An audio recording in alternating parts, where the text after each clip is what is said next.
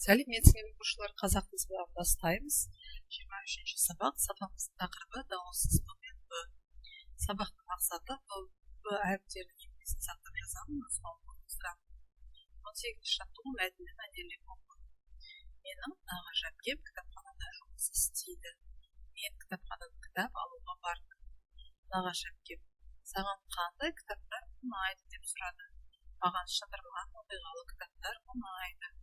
Мен кітапханадан бірнеше кітап алдым. Алған кітапты жыртпай уақытында өткіз деді әпкем. Мен кітабымды уақытында өткізуге уәде бердім. Қалдырған кітап алған. Мәтін не туралы? Кітапхана туралы. Кітапты күтіп ұстау туралы нұсқауын құрастыр. Кітапты күтіп ұстау үшін таза әдепті болу қажет. 19-ші жаттығу екі бағандағы сөздерді жұптастырып жаз. Шап, шабу, жап, жабу, теп, тебу, сеп, себу, тап, табу. 20-ші жаттығу шығармашылық сөз. Суреттерге қараймыз. Құттықтар сөз шығу үшін балалардың қалай ауыстырған дұрыс.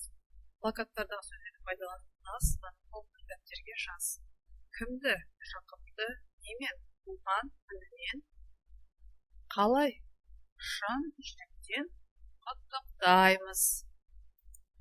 21-ші жаттығу сөйлемдердің мағыналық байланысына қарай сәйкестендіріп жаз. Дәнді себу керек, шөпті шабу керек, есікті жабу керек, топты тебу керек. Сабағымыз аяқталды. Сау болыңыздар.